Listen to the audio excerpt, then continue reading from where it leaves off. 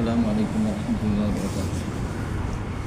الحمد لله والصلاة والسلام على رسول الله محمد وعلى آله وصحبه أجمعين. أما بعد.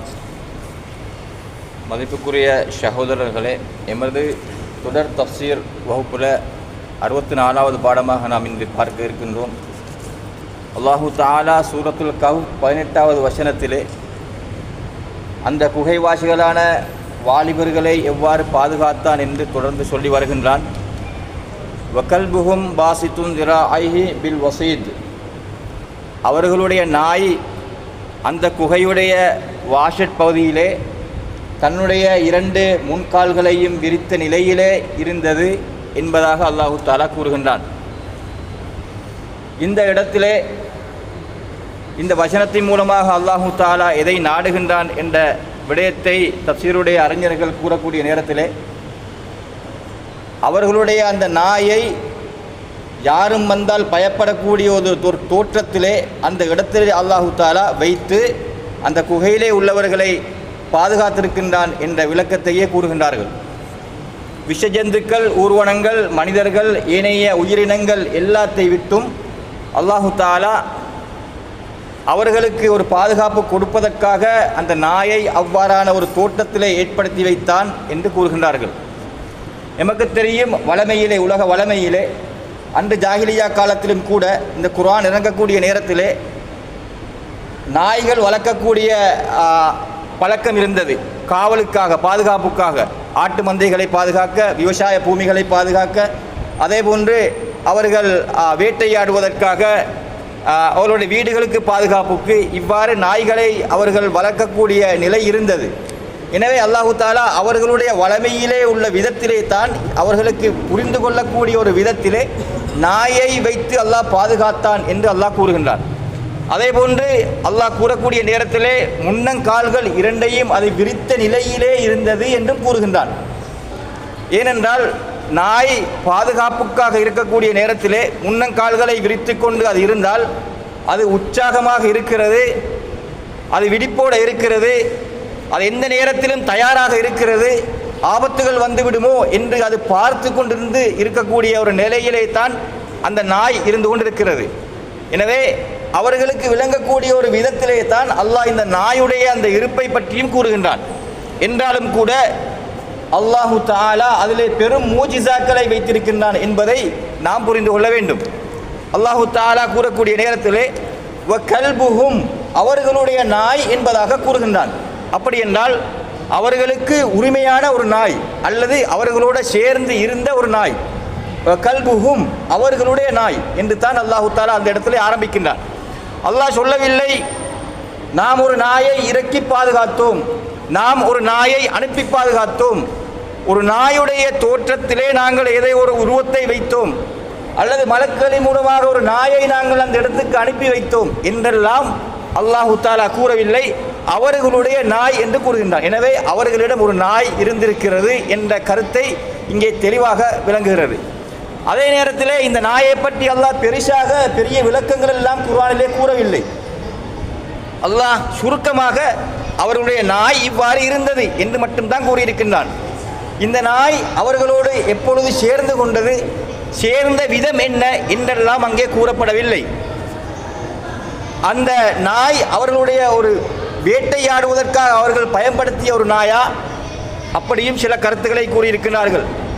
அதேபோன்று அவர்கள் எல்லாரும் வேட்டையாட இடையர்களாக இருந்தார்கள். எனவே அவர்கள் ஆடுகளை பாதுகாப்பதற்காக இந்த நாயை வளர்த்தார்கள் என்று அல்லாஹு தஆலா கூறினானா என்றால் சில விளக்கங்களை அவ்வாறு கூறியிருக்கின்றார்கள்.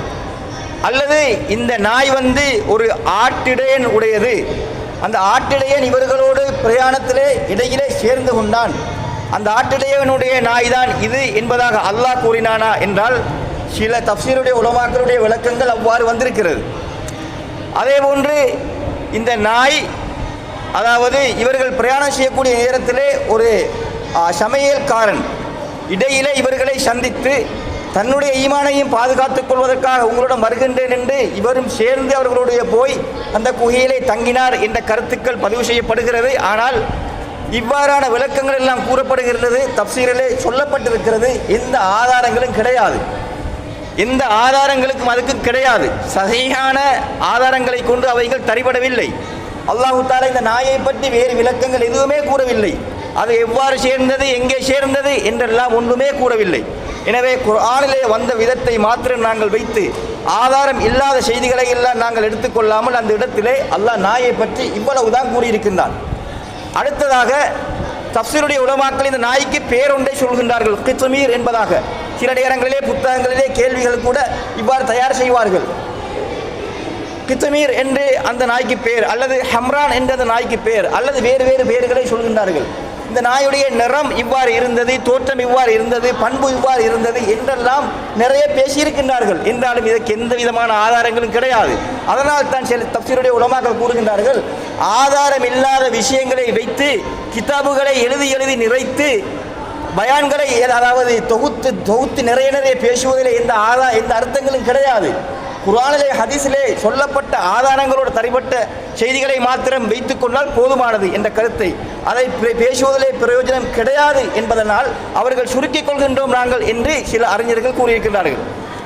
அடுத்ததாக இந்த நாயையும் நாங்கள் முக்கியமாக விளங்க வேண்டிய ஒரு செய்தி, அல்லாஹ்வுடைய இந்த குர்ஆனுடைய வார்த்தைகள் எவ்வளவு பலமானது, ஆழமானது, தத்துவம் நிறைந்தது என்பதை நாங்கள் விளங்கிக் கொள்வதற்காக இந்த சில விஷயங்களை நாங்கள் அதிலே அதாவது விளங்க வேண்டும், விளக்கமாக நாங்கள் அறிந்து கொள்ள வேண்டும். இந்த நாயையும் அல்லாஹு தஆலா இவர்களை போன்று தூங்க வைத்தானா? இவர்களை அதாவது 309 வருடங்கள் கண்களை திறந்த நிலையிலே அல்லாஹு தஆலா தூங்க வைத்தான். விழித்துக் கொண்டிருப்பதை போன்று நபியே நீங்கள் இவர்களை காணுவீர்கள் என்று அல்லாஹ் கூறுகின்றானே, வதஹ்ஸபுஹும் ஐகாலா வஹும் ருகூத், தூங்குகின்றார்கள் விழித்துக் கொண்டிருப்பதை போன்று நீங்கள் பார்ப்பீர்கள் என்று அல்லாஹ் கூறுகின்றானே, அதே போன்று இந்த நாயை பார்த்தாலும் அது விழித்துக் கொண்டு இருப்பதை போன்றுதானா இருந்தது? அவர்களை தூங்க வைத்ததை போன்று இந்த நாயையும் அல்லாஹ் தூங்க வைத்தானா? அதே போன்று இந்த நாயையும் அல்லாஹ் பிரட்டி வைத்தானா? ஒன்னு கல்லிபுகும் தாத்தல் யமீனி வதாத்த ஷிமால், ஒன்னு கல்லிபுகும் தாத்தல் யமீன் வதாத்த ஷிமால், வலப்பக்கமாகவும் அவர்களை இடப்பக்கமாகவும் நாங்கள் பிரட்டி தூங்க வைத்தோம். அதுக்கு சில விளக்கங்கள் என்னது? அவருடைய அந்த பெட் சோர் என்று சொல்லக்கூடிய அந்த அதாவது படுக்கை புண்கள் உண்டாகாமல் இருப்பதற்கு என்று நாங்கள் விளக்கங்களை ஏற்கனவே பார்த்தோம். அப்படி இந்த நாய்க்கும் ஏற்படாமல் இருப்பதற்காக நாயையும் பிரட்டி அல்லாஹ் படுக்க வைத்தானா என்று நாங்கள் பார்த்தால், தஃப்சீருடைய உலமாக்களுடைய கருத்துப்படிக்கு இந்த நாயையும் அல்லாஹு தஆலா தூங்க வைத்தான். அவர்களை தூங்க வைத்ததை போன்றே கண்களை திறந்து கொண்டு இந்த நாயையும் அல்லாஹு தஆலா தூங்க வைத்தான். ஏனென்றால் அல்லாஹு தஆலா கூறக்கூடிய நேரத்தில் வகல்புஹும் பாசித்துன் திராஐஹி, தன்னுடைய முன்கால்களை அது விரித்து கொண்டு அந்த நாய் இருந்தது என்று அல்லாஹு தஆலா கூறுகின்றான். எனவே அந்த நாய் அந்த தூக்கத்திலே இருந்திருக்காவிட்டால் நாய் எழுந்தெழுந்து சென்றிருக்கும், காவல் காப்பதற்காக சுற்றி வந்திருக்கும். எனவே அது எழுந்து சென்றதாக, அதை சுற்றி வந்ததாக எந்த நிலைகளையும் அல்லாஹு தஆலா கூறவில்லை. பாசித்துன் திராஐஹி, தன்னுடைய முன்னங்கால்களை அதை நீட்டிய வண்ணம் அப்படியே இருந்தது என்று அல்லாஹு தஆலா கூறுவதன் காரணமாக தொடர்ந்து இருந்தது 309 வருடங்களாக. அப்படி இருந்தால் அல்லாஹு தஆலா சொல்லக்கூடிய வார்த்தையின் மூலமாக விளங்குகிறது, இந்த நாயையும் அல்லாஹ் தூங்க வைத்தான். விழித்துக் கொண்டிருப்பதை போன்று அல்லாஹ் இந்த நாயையும் அவ்வாறே தூங்க வைத்தான். அப்படி என்றால் இந்த நாயை அல்லாஹ் பிரட்டி தூங்க வைத்தானா? பிரட்டி தூங்க வைத்தானா? அதுக்கு அந்த புண்கள் ஏற்படாதவாறு என்று பார்த்தால் சில தஃப்சீருடைய உலமாக்கள் பிரட்டி தூங்க வைத்தான் என்று கூறுகின்றார்கள். ஆனால் அந்த கருத்தை எடுத்துக்கொள்ள முடியாத நிலை என்னவென்றால், பாசித்துன் திராஐஹி, அதனுடைய முன்னங்கால்களை அது விரித்த நிலையிலேயே தான் அவ்வாறே இருந்தது என்று அல்லாஹ் சொல்கின்றான். என்றால் பிரட்டினால் நிலை மாறிவிடும். அதை பிரட்டினால் அவர்களை வலப்பக்கமாகவும் இடப்பக்கமாகவும் பிரட்டினான் என்று சொல்கின்றானே. எனவே வலப்பக்கம் இடப்பக்கம் பிரட்டப்படுகின்றார்கள். இந்த நாய் பிரட்டப்பட்டால் அதனுடைய நிலை மாறிவிடும். எனவே பாசித்துன் திராஐஹி, தன்னுடைய முன்னங்கால்களை அப்படியே விரித்தவாறு இருந்தது என்றுக்கு மாற்றமாக வந்துவிடும். எனவே அல்லாஹ் கூறுகின்றதை பார்த்தால் அது பிரட்டப்படவில்லை என்பதுதான் விளங்குகின்றது. நாயை அல்லாஹ் அவ்வாறு பிரட்டவில்லை என்று. அடுத்த ஒரு கேள்வி அங்கே வருகிறது, நாயை பிரட்டவில்லை என்றால் அந்த நாய்க்கு அந்த நோய் உண்டாக மாட்டாதா?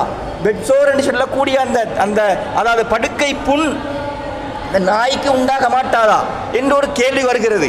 எனவே கண்ணியத்துக்குரிய சகோதரர்களே, அல்லாஹு தஆலா சில விடயங்களைத்தான் தெளிவுபடுத்தி கூறுவான், சில விடயங்களை மறைமுகமாக கூறியிருப்பான். அதை நாங்கள் தேவை என்றால் அவைகளை ஆராய்ச்சிகளின் மூலமாக எங்களுக்கு விளங்கிக் கொள்ளலாம். உதாரணத்துக்கு இந்த செய்தியை அதுக்கு பெட்சோர் அதாவது அந்த படுக்கை புண் அதுக்கு உண்டாகவில்லையா என்று நாங்கள் சிந்திக்கக்கூடிய நேரத்திலே இந்த வசனத்துக்கு அண்மை காலங்களிலே விளக்கங்கள் சொல்லக்கூடியவர்கள், பயான் பண்ணக்கூடியவர்கள், இதை எழுதக்கூடியவர்கள் எல்லாம் நிறைய பேர் ஒரு சம்பவம் ஒன்றை கொண்டு வந்திருக்கின்றார்கள். ஒரு சம்பவம், அண்மையிலே நடந்த ஒரு சம்பவத்தை அவர்கள் கொண்டு வந்திருக்கின்றார்கள். அது என்ன சம்பவம் தெரியுமா? அல்மானியா என்று சொல்லக்கூடிய ஜெர்மனி நாட்டைச் சேர்ந்த ஒரு வைத்தியர் ஒரு பிரயாணம் ஒன்று செய்து கொண்டிருக்கின்றார். அவர் விமான நிலையத்துக்கு போகிற நேரத்திலே அங்கே ஒரு முஸ்லீம் சகோதரர் சந்திக்கின்றார். அந்த முஸ்லீம் இவரை சந்தித்து, இவர் அந்நியவர், அந்த முஸ்லீம் சந்தித்து ஒரு அல் குர்ஆன் தர்ஜமா மொழிபெயர்ப்பு பிரதியை அவருடைய கையிலே கொடுக்கின்றார். இவர் என்ன செய்கின்றார்? அந்த பிரதியை திருப்பி வேண்டாம் என்று சொல்லாமல், அவருடைய மனதை, உள்ளத்தை அதாவது நோவித்து விடாமல் அப்படியே எடுத்துக்கொள்கின்றார். இவருக்கு தேவையில்லை, இவர் சொல்கின்றார் எனக்கு தேவையில்லை, நான் அவரை நொந்து விடாமல் என்ன செய்தேன், எடுத்தேன். எங்களாவது ஊத்தபாடியில் போட்டுடுவோம் என்று சொல்லி நான் எடுத்துக்கொண்டேன். அதுக்கு பின்னால் அப்படியே எடுத்து ஃப்ளைட்டுக்கு ஏற வேண்டி வந்துட்டு ஃப்ளைட்டுக்கு ஏறிட்டேன். ஏறி கொஞ்ச நேரத்துக்கு பின்னால் நான் யோசித்தேன், நேரமெல்லாம் சும்மாய்க்குத்தானே ஞாபகம் வந்தது, இவர் வந்து பிரதியொன்று தந்தாரை புக் கொண்டு அதை கொஞ்சம் எடுத்து பார்ப்போம் என்று சொல்லி நான் எடுத்து விரித்தேன். விரித்தால் சூரத்துல் கஹ்ஃப் தான் அங்கே வந்தது. எனவே சூரத்துல் கஹ்ஃபிலே வரக்கூடிய நேரத்திலே முதலாவதாக நான் எடுத்து வாசித்தேன், வதர ஷம்ஸ இதா தலஅத் தஸாவரு அன் கஃபீஹிம் தாத்தில் யமீனி வலாத் ஷிமால் என்ற அந்த நாங்கள் ஆரம்பத்திலே பார்த்த வசனம் இருக்கிறதே, அந்த சூரியன் உதிக்கும் பொழுது அது வளைந்து செல்கின்றது, நேரடியாக அந்த சூரியனுடைய தாக்கம் இவர்களுக்கு படாமல் அது வளைந்து செல்கின்றது என்று வருகிறது. எனவே இவர் பார்க்கின்றார், சூரியனுடைய வெளிச்சம் நேரடியாக பட்டால் அந்த 309 வருடங்களுக்கு இந்த குகையிலே தூங்கக்கூடியவர்கள் உடம்பு பாதிப்படையும். அதனால் இது மருத்துவம், இது சயின்ஸிலே கண்டுபிடிக்கப்பட்ட உண்மைதான். எனவே இது உண்மையான செய்தித்தான் என்று அவர் கிரகித்துக் கொள்கின்றார். அடுத்ததாக அல்லாஹ் கூறுகின்றான், அவர்களை நாங்கள் பிரட்டி பிரட்டி படுக்க வைத்தோம் என்று அல்லாஹ் கூறுகின்றானே, அதை சிந்திக்கின்றார். மருத்துவத்திலே இது உண்மையான விஷயம்தான். ஏனென்றால் இல்லாட்டி பெட் சோர் என்று சொல்லக்கூடிய அந்த புண் உண்டாகிவிடும், அந்த புண் உண்டாகும். அதனால் பிரட்டி அவர்கள் உடம்பு பாதுகாக்கப்பட்டிருக்கிறது. அந்த சூரியனுடைய உஷ்ணம் அந்த பிரட்டப்பட்ட மேற்பகுதியிலே பட வேண்டும். அப்படி பட்டால் தான் அந்த உடம்பு பாதுகாக்கப்படும். எனவே இவ்வாறான வைத்திய துறையிலே இவைகள் இருக்கின்றன என்று அவர் நம்பிவிடுகின்றார். அதாவது அவர் படித்ததை வைத்து சரி கண்டு கொள்கின்றார். அடுத்ததாக யோசிக்கின்றார் தெரியுமா, ஒன்று கல்லிபுகும் தாத்தல் ஜமீனி வதாத்த ஷிமால், அவர்களை பிரட்டினான் என்று அல்லாஹ் கூறுகின்றான். நாயை பிரட்டியதாக அல்லாஹ் கூறவில்லையே. எனவே இந்த நாயுடைய விடயம் என்ன, இதுக்கு இந்த நோய், இந்த புண் உண்டாக மாட்டாதா என்று இவருக்கு ஒரு சிந்தனை வருகிறது. இவர் யோசிக்க தொடங்குகின்றார். பிரயாணம் முடிந்ததுக்கு பின்னால ஒரு ஆராய்ச்சியை ஆரம்பிக்கின்றார். என்ன ஆராய்ச்சி? மிருகம் சம்பந்தப்பட்ட அதாவது சம்பந்தப்பட்ட அந்த ஆய்வு செய்யறதுக்காக அவர் வருகின்றார். நாயுடைய அந்த குணநலவங்களை எல்லாம் அவர் எடுத்து அங்கே ஆராய்ந்து கொண்டு போகின்றார். ஆராய்ந்து கொண்டு போகக்கூடிய நேரத்திலே தான் கண்டுபிடிக்கின்றார், நாய் ஒரு இடத்திலே உட்கார்ந்தால் அது நீண்ட நேரம் எவ்வளவு காலம் உட்கார்ந்திருந்தாலும் அதற்கு அந்த புண் உண்டாக மாட்டாது. ஏன் தெரியுமா? அதிலே ஒரு அமிலம் சுரக்கிறது, ஒரு திரவம் சுரக்கிறது. அந்த கீழ் பகுதியிலே பட்டு கொண்டிருக்கக்கூடிய பகுதியிலே அது சுரந்து கொண்டிருக்கும் பொழுது அந்த பெட்சோர் என்று சொல்லக்கூடிய அந்த புண் உண்டாக மாட்டாது என்று சயின்ஸிலே இருக்கிறது, மருத்துவத்திலே இருக்கிறது என்று அவர் அதை கண்டுபிடித்து, அதனால் தான் இந்த நாய்க்கு என்ன செய்யவில்லை, நாயை பிரட்டப்படவில்லை. ஒன்று கல்வி பூமிதாத்தல் யமீனி வதாத்த ஷிமால், அவர்களைத்தான் பிரட்டப்பட்டார்கள், நாயை பிரட்டவில்லை. நாய்க்கு அந்த நோய் வர வாய்ப்பும் கிடையாது. அல்லாஹ் நாய்க்கு இவ்வாறான ஒன்றை நாய்க்கு வைத்திருக்கின்றான் என்று அவர் அதை கண்டுபிடிக்கின்றார். அந்த கண்டுபிடித்து குர்ஆனிலே எவ்வளவு பெரிய தத்துவத்தை அல்லாஹ் தஆலா 1400 வருடங்களுக்கு முன்னால் சொல்லிவிட்டானே என்று அவர் நம்பி அவர் இஸ்லாத்தை தழுவுகின்றார். எனவே இந்த சம்பவம் நிறையவே, அதாவது அண்மை காலங்களிலே இந்த ஆயத்துக்கு விளக்கம் சொல்லக்கூடிய உலமாக்கள் பேசுகின்றார்கள், பயான் செய்கின்றார்கள், எழுதுகின்றார்கள். இதுக்கு ஆதாரம் இருக்கிறதா, இந்த சம்பவம் உண்மைதானா என்றால் சில உலமாக்களை பொறுத்தவரையில் அவர்கள் கூறுகின்றார்கள், இதுக்கு சரியான ஆதாரங்கள் இந்த காலத்தில் யாருக்கு என்ற தெளிவுகள் சரியாக வந்தில்லாதபடியால் இந்த சம்பவம் உண்மையானதென்று உறுதிப்படுத்த முடியாது. அதே நேரத்தில் நாய்க்கு அப்படி ஒரு தன்மை இருக்கிறதா என்று வைத்திய துறையிலே உறுதி செய்யப்பட்டிருக்கிறதா என்றால் அதுவும் சரியாக உறுதி செய்யப்பட்டபடிக்குள்ள செய்தி இல்லை என்பதாக அவர்கள் அந்த கருத்தை சொல்லி அதை ஏற்றுக்கொள்ள, அதாவது சரியென்று சொல்லி ஏற்றுக்கொள்ள முடியாது என்று சொல்கின்றார்கள். எப்படியோ அது சரியோ பிழையோ என்றாலும் அல்லாஹு தஆலா ஹிதாயத்தை கொடுக்க நாடினால் அவன் பல சம்பவங்களை நாங்கள் இது போன்று பார்த்திருக்கின்றோம். குர்ஆனை துறந்தால் அந்த ஆயத்தை கண்டு விளக்கத்தை கண்டு அவர்கள் இந்த ஆய்வு துறைகளை நேர்பட்டதால் அவர்கள் இஸ்லாத்துக்கு வந்தவர்கள் நிறைய இருக்கின்றார்கள். அது சரியோ பிழையோ சம்பவம். எனவே அல்லாஹு தஆலா இவ்வாறு இந்த நாயை அந்த வடிவத்திலே வைத்திருக்கின்றான் என்று அல்லாஹ் கூறுகின்றான்.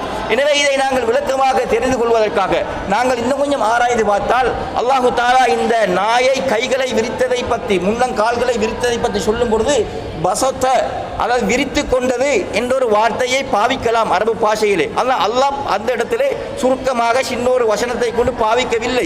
ஏன் தெரியுமா? அந்த கருத்தை பாவித்தால் அவன் நாடக்கூடிய அவனுடைய அந்த நோக்கமாக இருக்கக்கூடிய கருத்து பூர்த்தியாக மாட்டாது. பசத்த என்றால் விரித்தது, எப்பயோ ஒரு காலத்தில் விரித்து முடிந்து விட்டது என்ற கருத்து. அப்படி என்றால் எபுசுத்து என்பதை பாவிக்கலாம் தானே, எபுசுத்து என்பதை பாவிக்கலாமே, அது விரித்து கொண்டிருக்கிறது விரித்து கொள்கிறது என்று கருத்தை பாவிக்கலாம் தானே அந்த சொல்லை என்றால் அந்த சொல்லுக்கு கூட அவனுடைய நாட்டம் அல்லாஹ் நாடக்கூடிய அந்த முழுமையான கருத்து வருகிறது இல்லை. ஏனென்றால் அது விரிக்கிறது என்றால் மடித்துக் கொள்கிறது, விரிக்கிறது, திரும்பவும் மடித்துக் கொள்கிறது, விட்டு அந்த செயலை செய்வான். எதுரிபு, அவன் அடிக்கின்றான் என்றால் அடித்துக் கொண்டே இருக்கின்றான் என்ற அர்த்தம் அல்ல. அடிக்கின்றான், அடிக்காமலும் இருக்கின்றான், அழுகின்றான், அழாமலும் இருக்கின்றான். இந்த கருத்துக்கள் வருவதை போன்று இங்கே விரிக்கின்றது, விரிக்காமல் மடித்துக் கொள்கிறது என்ற கருத்தும் வந்துவிடும். எனவே அப்படி வந்தால் இந்த நாய் தூங்கிக் கொண்டு இருந்ததாக இல்லாமல் போகிவிடும் என்ற அந்த அர்த்தமும் வருகிறது. இது முரணான ஒரு கருத்து, அல்லாஹ் நாடக்கூடிய கருத்துக்கு முரணானது. எனவே அல்லாஹ்வுடைய நாட்டத்திலே உள்ள அல்லாஹ் நாடக்கூடிய கருத்து என்ன தெரியுமா? தொடர்ந்து தன்னுடைய 2 முன்னங்கால்களையும் அது விரித்த நிலைமையிலேயே 309 வருடங்களும் இருந்தது என்பதைத்தான் அல்லாஹு தஆலா கூறுகின்றான். என்ற காரணத்தினால் பாசித்துன் என்ற வார்த்தை, இந்த பாசித்துன் என்றால் அல்லாஹு காதிருன், அல்லாஹ் சக்தி உள்ளவன் என்று சொல்கின்றானே. இப்ப சக்தி உள்ளவன் பிறகு சக்தி இல்லாதவன் அப்படி கிடையாது.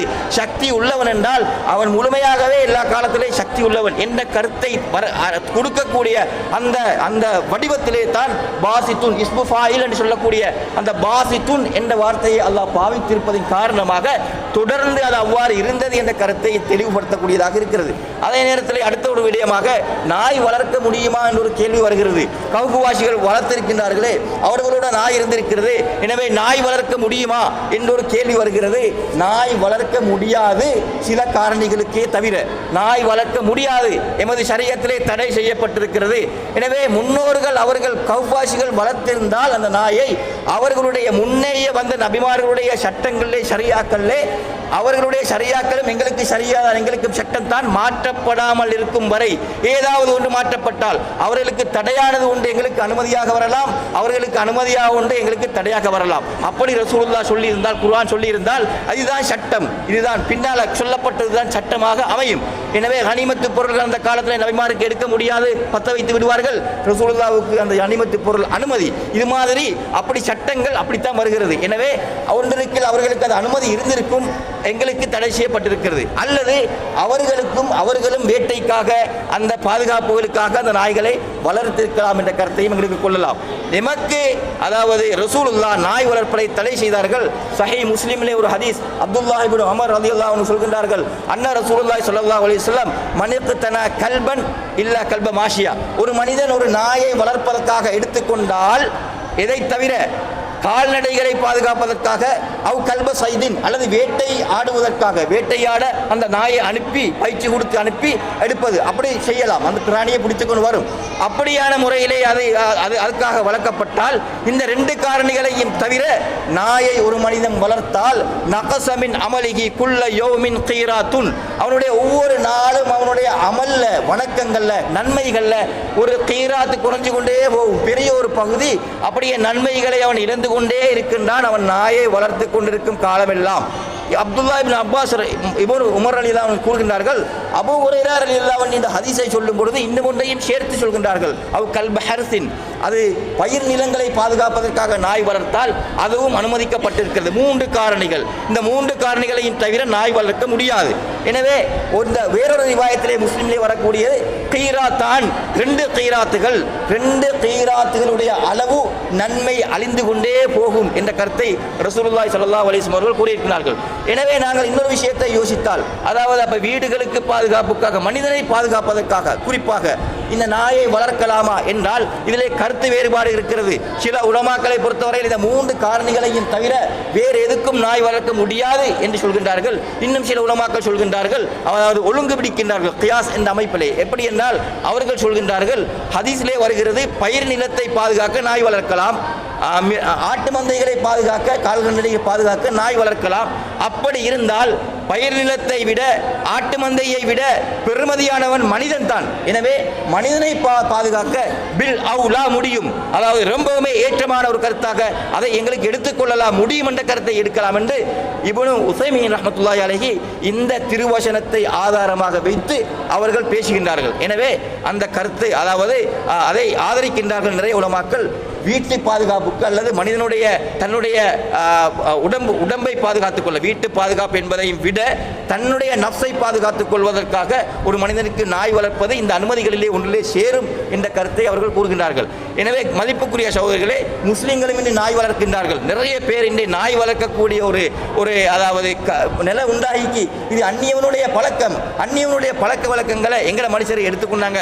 எவ்வளவு ஆடம்பரத்துக்காக பெருமைக்காக வீண் விரயங்களை செஞ்சு நாய் வளர்க்கிறாங்க. எப்படி நாய் வளர்க்கிறாங்க தெரியுமா? நாயை கொண்டு வைத்து கடல்ல குளிப்பாட்டானுவல். ஆனா இங்க உம்மா எங்க செஞ்சு கொண்டிருக்கா, நஜீஸோட கட்டில் வைப்பாங்க, நாயை குளிப்பாட்டாங்க கொண்டு வைத்து. அவன் பெரிய இன்டர்கூலர் வாகனத்தில் நாயை ஏற்றி கொண்டு போறான். அவன் புள்ள குட்டிகள் எங்கே இருக்கிறாங்க, அவன் மனைவி எங்கேயோ, அவன் அதாவது குடும்பம் எங்கேயோ, உம்மா வாப்பா எங்கேயோ. உம்மா வாப்புக்கு செலவு செய்யல, சாப்பாடு கொடுக்கல. அந்த நாய்க்கு பொறுமதியான லட்சக்கணக்கு பொறுமதியான, ஆயிரக்கணக்கு லட்சக்கணக்கு பொறுமதியான வீடு வேணுமா, வாகனம் வேணுமா, சாப்பாடு வேணுமா, அதை முகக்கணுமா, மதிக்கணுமா, அதை கெட்டி அணைக்கணுமா, பிள்ளைக்கு கொடுக்காத இறக்கமா அந்த நாய்க்கு.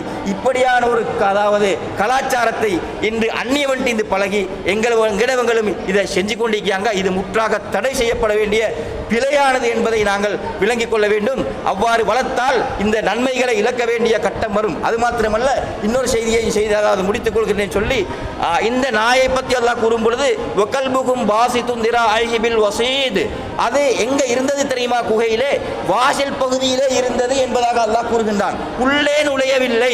தஃசீருடைய உலமாக்கள் எந்த அளவுக்கு யோசிக்கின்றார்கள் தெரியுமா? குர்ஆனை சும்மா எடுத்தான் பார்த்தான் கத்தத்துக்கு ஓதின மாதிரி ஓதி முடிச்சிடல. தஃசீருடைய உலமாக்கள் பார்க்குறாங்க, நாயை எங்க எடுக்கல, குகைக்குள்ள அல்லாஹ் அனுப்பல, வெளியே அதுக்குள்ள இடத்துல வெளியேறி அங்க நிப்பாட்டிட்டான். எனவே வெளியே வச்சுட்டான். இதுல இருந்து விளங்க என்ன தெரியுமா? நாயை வீட்டுக்குள்ளே எடுக்க முடியாது என்ற ஹதீஸை விளங்கப்படுத்தக்கூடிய விதமாக அல்லாஹ் தஆலா இங்கே சுட்டி காட்டுகின்றான். ஒரு நாய் வளர்க்கக்கூடியவன் அனுமதிக்கத்தான் வளர்த்தாலும் கூட வீட்டுக்குள்ளே அந்த நாயை என்ன செய்ய முடியாது, எடுக்க முடியாது. புகாரியிலே முஸ்லிமிலே வரக்கூடிய அபூ தல்ஹா ரலியல்லாஹு அன்ஹு அறிவிக்கக்கூடிய ஹதீஸ், قال لا تدخل الملائكة بيتا فيه كلب ولا சூரா. எந்த மனிதன் நாய் வளர்க்கின்றானோ அல்லது இவனுடைய வீட்டிலே உருவப்படங்கள் அது அழகுக்காக வைக்கப்பட்டிருக்கிறதோ, இவ்வாறு இருந்தால் ரஹ்மத்துடைய மலக்குகள் அந்த வீட்டுக்குள்ளே நுழைய மாட்டார்கள் என்று ரசூலுல்லாஹ் சொன்ன ஹதீஸ் சஹீஹான ஹதீஸ். இது மாற்றப்பட்டது அல்ல. நாய் வீட்டுக்குள்ளே எடுத்து வளர்த்தால் மலக்குகள், அதாவது ரஹ்மத்துடைய மலக்குகள் நுழைய மாட்டார்கள் என்பது உறுதியான செய்தி. இதே போன்று சஹீஹுல் புகாரில முஸ்லிம்ல வரக்கூடிய முத்தஃபக் அலைஹான ஹதீஸ், இப்னு உமர் ரலியல்லாஹு அன்ஹு அறிவிக்கக்கூடிய செய்தி, ரசூலுல்லாஹ் இடத்திலே ஜிப்ரீல் அலைஹிஸ்ஸலாம் அவர்கள் ஒரு நாள் நான் உங்களை வந்து சந்திக்கின்றேன் என்று சொல்லிவிட்டு போகின்றார்கள். ஆனால் பார்த்து கொண்டிருக்கிறாங்க ரசூலுல்லாஹ், ஜிப்ரீல் வரவில்லையே. எத்தனையோ நாட்களாக பார்க்கிறாங்க, ஜிப்ரீல் வாக்குக்கு மாறு செய்து வரல, அல்லாஹ் வாக்குக்கு மாறு செய்ய மாட்டான், எனவே ஏன் ஜிப்ரீல் வரல என்று ரசூலுல்லாஹ் வெளியே வந்து பார்த்து கொண்டே இருக்கிறாங்க. ஒரு கம்புல கையிலே இருந்த ஒரு குச்சை நிலத்தில் குத்தி பொறுமை இழந்தவங்களாக ஜிப்ரீல் வரவில்லையே என்று அங்கே வெளியே செய்தி. ஜிப்ரீல் கோபித்துக் கொண்டார். வந்தவர் அந்த இந்த சூனியக்கார இடத்துல வந்தாரே, ஒருத்தர் சூனியம் படிச்சு கொடுக்க, அவர் கோபிச்சு கொண்டார், அவர் வரல என்று இங்க பெரிய கதையாக வெளியில ரசூலுல்லாஹ்க்கு பெரிய அதாவது யோசனையாக இருக்குது. ஜிப்ரீல் அலைஹிஸ்ஸலாம் வாக்களிச்சிட்டு வரல என்று புறவு வந்தாங்க. அப்புறம் ரசூலுல்லாஹ் என்ன செய்தாங்க, எல்லாம் சும்மா பார்த்தா கட்டிலுக்கு கீழால ஒரு சின்ன நாய்க்குட்டி ஒன்று கட்டிலுக்கு கீழால இருக்குது. அதை எடுத்து தூர எடுத்து வீசி வெளியே போட்டு வீசி துப்புரவு செஞ்சுட்டாங்க. அதுக்கு பின்னால ஜிப்ரீல் அலைஹிஸ்ஸலாம் வந்தாங்க. என்ன ஜிப்ரீலே நீங்க காணல, உங்களை ஏன் வரல? அவங்க சொன்னாங்க, இந்த நாய் ஈக்கக்கூடிய வீடுகளுக்கு ரஹ்மத்துடைய இந்த சுமந்தவர்களாக நாங்கள் நுழைய மாட்டோம், மலக்குகள் நுழைய மாட்டோம் என்பது தெரியாதா? மலக்குகள் நுழைவதற்கு தடை செய்யப்பட்டிருக்கிறது என்று அவர்கள் விளக்கம் கூறினார்கள். எனவே நாய் வளர்க்கக்கூடிய வீடுகளுக்குள்ளே எடுத்து வளர்த்தால் அது மலக்குகள் நுழைய மாட்டாங்க. இந்த அனுமதிக்கப்பட்ட காரணங்களுக்காக வளர்ப்பதாக இருந்தால் அது வெளியிலே ஒரு இடத்தை தயார் செய்து அந்த நஜீஸை நாங்கள் சுமந்து கொள்ளாமல், அதிலே அந்த நஜீஸிலே பரிமாறிக்கொள்ளாமல் அந்த பாத்திரங்களிலே அது வந்து வாயை போட்டால் 7 முறை கழுவ வேண்டும் என்று வந்திருக்கிறது. ஒரு முறை மண்ணை போட்டு கழுவ வேண்டும் என்று வந்திருக்கிறது ஷரியா சட்டம்.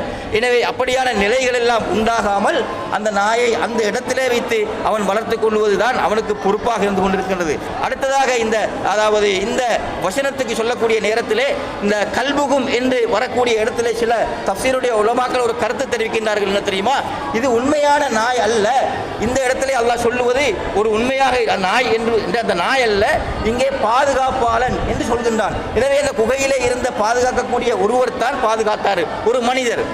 அதுக்கு ஆதாரம் கொண்டு வரக்கூடிய நேரத்தில் அவர்கள் ஒரு சாதாரண கிராத்தை காட்டுகின்றார்கள். காலிபுகும் பாசித்தும் திராஹி பில் வஸீத் என்று ஓதப்பட்டிருக்கிறது. அதே போன்று காலிபுகும் பாசித்தும் திராஹி பில் வஸீத் என்று ஓதப்பட்டிருக்கிறது. இப்படி கிராத்தை அவர்கள் ஆதாரம் காட்டுகின்றார்கள். என்றாலும் கூட அல்லாஹ் பாசித்தும் திராஹி கைகளை முன்னங்கால்களை விரித்த நிலைமையிலே என்று குறிப்பிட்டிருப்பது எல்லோருக்கும் தெரியும். நாய் அவ்வாறு இருக்கக்கூடிய ஒரு இருப்பு, அது உண்மையான நாய்த்தான். எனவே இங்கே அந்த பாதுகாப்பாளன் அல்ல, காலிஹுமண்டா கிராத்தி சரி, பாதுகாப்பாளன் என்ற கருத்து வருகிறது. பாதுகாப்பாளன் நாயாகவும் இருக்கலாம், அதனால் அது கிராத்தும் சரியாகிறது. ஆனால் மனிதன் என்று எடுத்துக்கொள்ளவே முடியாது என்ற கருத்தை தெளிவுபடுத்தியிருக்கின்றார்கள். ஒரு ஹதீஸை ஆதாரமாக அதுக்கு காட்டுகின்றார்கள். ரசூலுல்லாஹ் சொல்லி காட்டினார்கள். முத்தஃபக் அலைஹி வரக்கூடிய ஹதீஸ் புகாரில முஸ்லிம்ல, இஅ்ததிலு ஃபி சுஜூத், நீங்க சுஜூது போனா சமநிலையிலே இருங்கள் என்று ரசூலுல்லாஹ் சொல்லிவிட்டு, வலா யபுசுத் அஹதுக்கும் திராஹி பிசாத்துல் கல்ப், ஒரு நாய் தன்னுடைய முன்னங்கால்களை விரிப்பதை போன்று தன்னுடைய இந்த திரா பகுதியை, இந்த முளப்பகுதியை முழங்கால் பகுதி, முழங்கை பகுதிகள் எல்லாம் அந்த நிலத்திலே வைத்து படுப்பதை போன்று அப்படி விரித்து கொண்டு சுஜூது செய்ய வேண்டாம். கைகளை குத்தி, கால்களை குத்தி, முட்டுக்காலை குத்தி, அதாவது அந்த வடிவத்திலே தான் சுஜூது செய்ய வேண்டும். எனவே இவ்வாறு நாய் படுப்பதை போன்று, நாய் கையை வைப்பதை போன்று சுஜூது செய்ய வேண்டாம் என்று ரசூலுல்லாஹ் சொல்லி காட்டினார்கள். எனவே அந்த காலத்திலே அந்த உதாரணம் கூட, அதாவது ஒப்பிட்டு மிருகத்துக்கு ஒப்பிட்டு கூறப்படுகிறது. அந்த உண்மையான நாய் தான் அப்படி கையை விரித்து கொண்டு இருக்கிறது. எனவே இந்த இடத்திலே மனிதனை பற்றி எல்லாம் சொன்ன அது நாய்த்தான் என்பதை அந்த வாசித்துராகி என்பதை விளங்கப்படுத்துகிறது. அதே நேரத்தில் சிலர் சிங்கம் என்று சொல்கின்றார்கள். அப்படியான கருத்து கிடையாது. அதோட கடைசியாக முடித்துக் கொள்கின்றேன். மதிப்புக்குரிய சகோதரர்களே, தஃசீருடைய உலமாக்கள் இப்னு கஸீர் ரஹ்மத்துல்லாஹி உட்பட ஒரு விளக்கத்தை, அழகான ஒரு விளக்கத்தை இந்த இடத்திலே கூறுகின்றார்கள். என்ன தெரியுமா? கெட்டவனாக இருந்தாலும் கூட நல்லவனோடு சேர்ந்தால் அவன், அதாவது நலவுடைய பகுதியை ஏதாவது பேசப்படுவான். நாய் நஜீஸ், அது வாய் போட்டால் கழுகோணும் என்றெல்லாம் வந்திருக்கிறது, துப்புரவில்லாதது என்றெல்லாம் வந்திருக்கிறது நாய். ஆனால் இந்த அஸ்ஹாபுல் கஃப் உண்மையான அல்லாஹ்வுடைய நேசர்களோட இந்த நாய் போய்த்து சேர்ந்ததனால இந்த நாயை புகழ்ந்து தான் அல்லாஹ் கூறுகின்றான். அவர் புகழக்கூடிய இடத்திலே தான் அந்த நாயை அல்லாஹ் கூறுகின்றான். அதே போன்று அதை பாதுகாப்பதற்காக, ஒரு நலவு செய்வதற்காக அல்லாஹ் தெரிவு செய்கின்றான். ஒரு நல்ல ஒரு வேலையை செய்வதற்காக அல்லாஹு தஆலா அதை தெரிவு செய்கின்றான். அதே போன்று அந்த நல்லவர்களுக்கு கிடைக்கக்கூடிய ரஹமத்து, அருள், பரக்கத்துகள் இவன் கெட்டவனாக இருந்தாலும் கிடைக்கும். நாயையும் அல்லாஹ் தூங்க வைத்தான், நாயையும் பாதுகாத்தான். 309 வருடங்கள் நாயையும் அல்லாஹ் அப்படியே பாதுகாத்தான். இவங்களுக்கு கிடைச்ச அந்த அருள்கள் எல்லாம் அந்த நாய்க்கும் கிடைக்கிறது. அதனால தஃசீருடைய உலமாக்கள் சொல்கின்றார்கள், கெட்டவனாக இருந்தாலும் நல்லவங்களோடு சேர்ந்திருந்தால் இப்படியான நலவுகள் அவனுக்கு கிடைக்கும் என்று கூறுகின்றார்கள். எனவே அல்லாஹு தஆலா குர்ஆனை சரியான முறையிலே விளங்கி அதன்படி அமல் செய்யக்கூடிய கூட்டத்திலே சேர்த்து வைப்பானாக. சுப்ஹானக்கல்லாஹு வ பிஹம்திக.